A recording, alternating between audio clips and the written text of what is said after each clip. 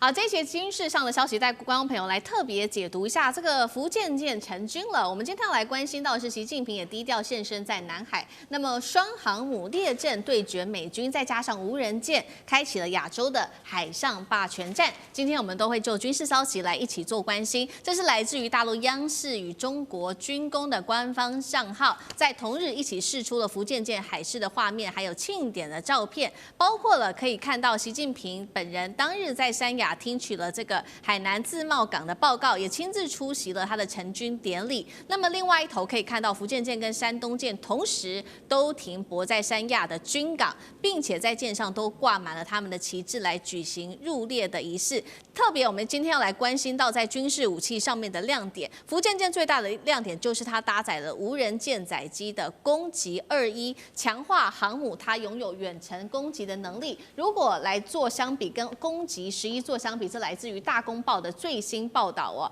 说这个体型尺寸是大致相同的，但是攻击21可以进行的是它拥有可折叠机翼改型，还有升降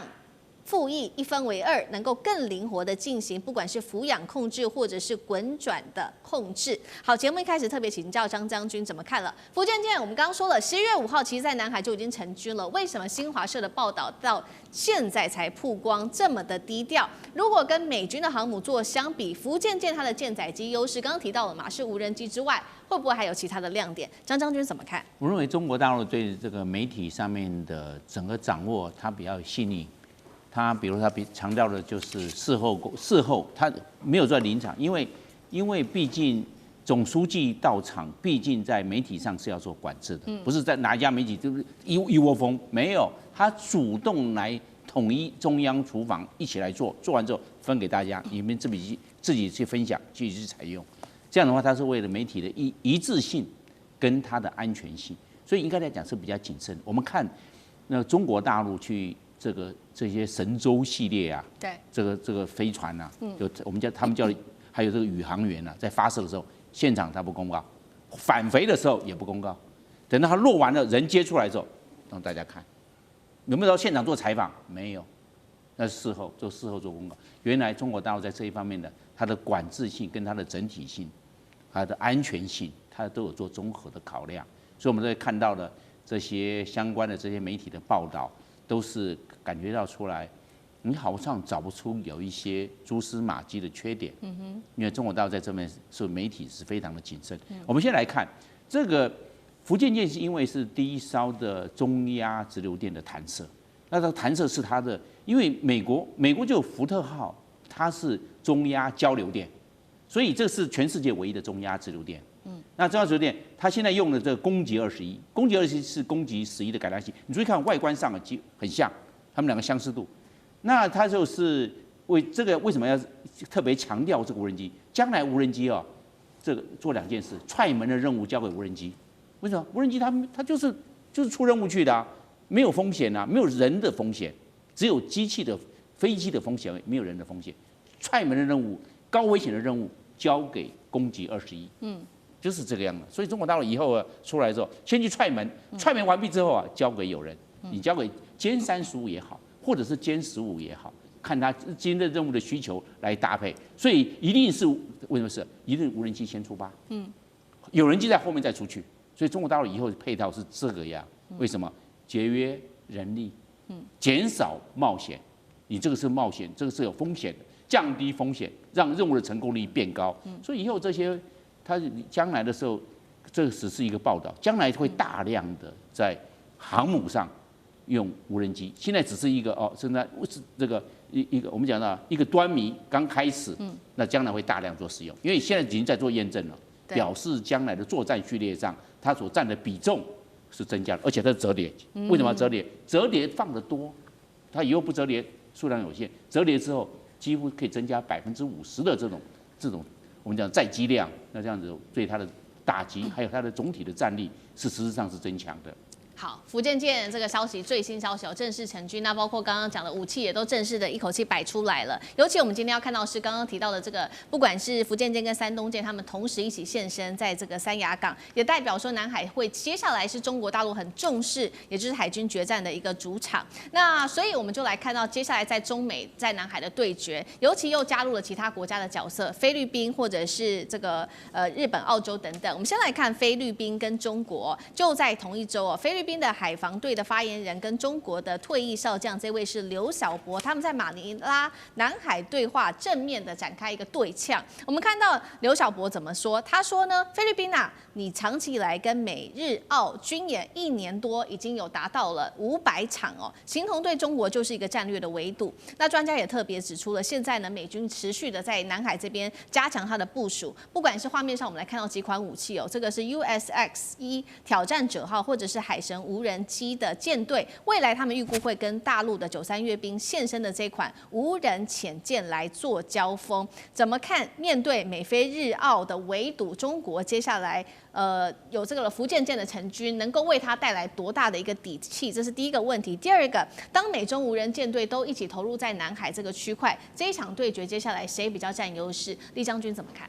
我先说明一下哈，这个福建舰我们一般民间的说成军哈，如果说军事上的专业名词叫做正式编入战斗序列哈。为什么就我们这个军语上面叫做战斗序列？就是说它可以正式赋予它作战任务哦，所以编入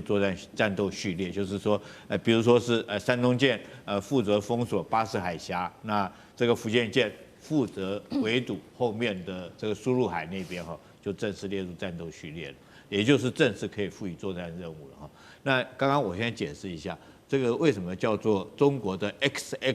XXLUUV 哈？无人潜舰。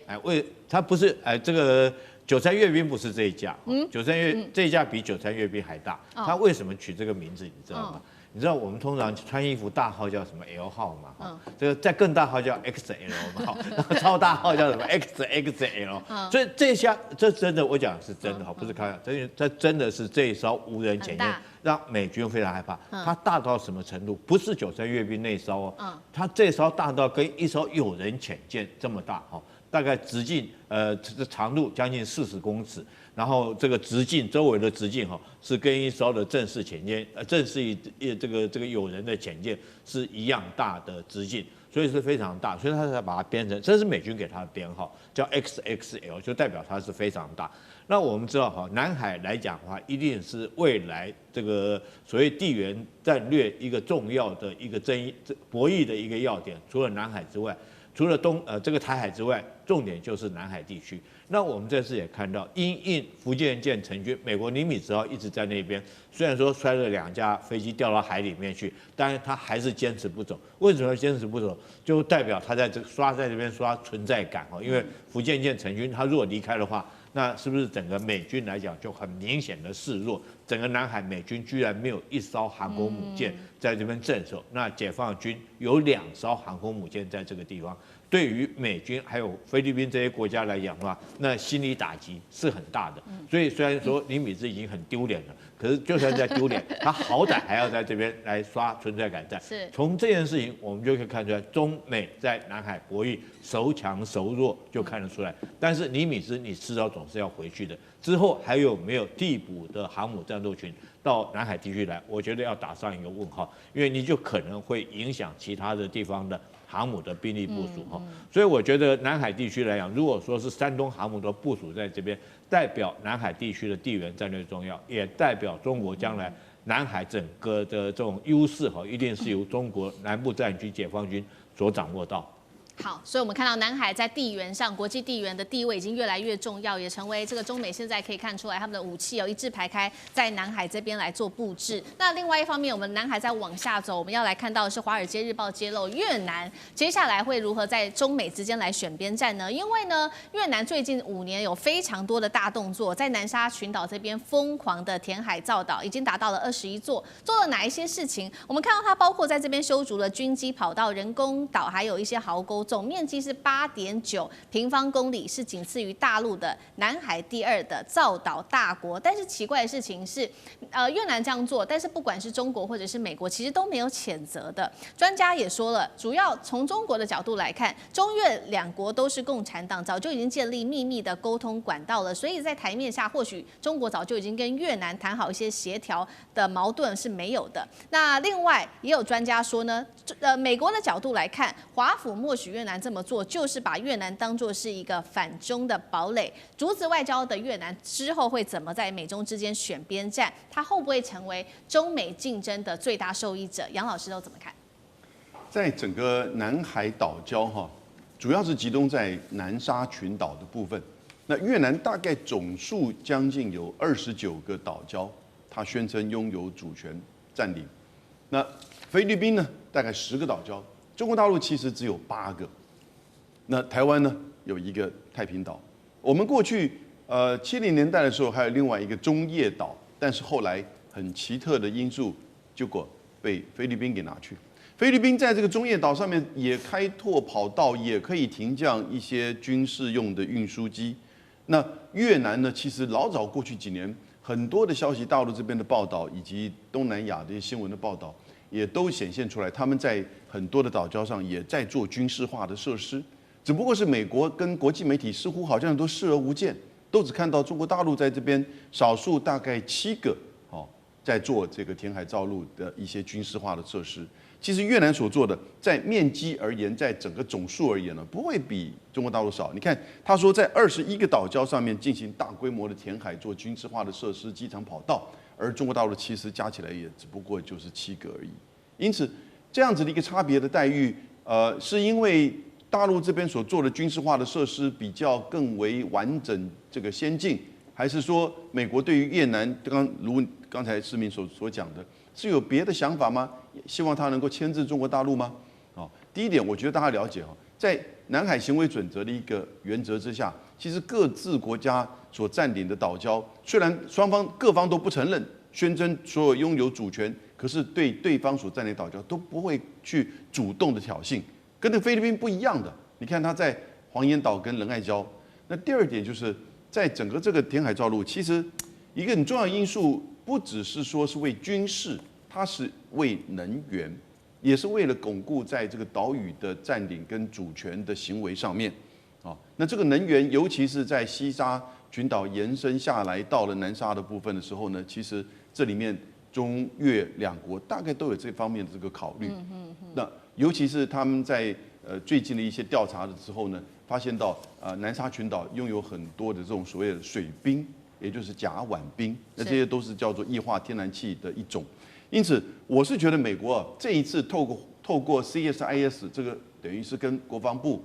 关系密切的一个智库，同时也透过《华尔街日报》的报道它一方面可能是大概希望把越南逼出来，让你在议题上面可能跟中国大陆有所冲突；另外一方面，是不是也对他过去的所谓的自由航行的作为，在接下来你刚刚看到福建舰已经正式入列，而且它就是军港就在三亚。那当然，在整个南海跟西太平洋就变成3航母的情况之下，美国还愿意这么积极、频繁的在南海的中国的诸岛去做所谓的自由航行的这种挑衅吗？他是不是也在准备一种下车的行为？我们就要看接下来他的这个动作了。好，谢谢杨老师。那我们休息一下，马上回来。地缘政治、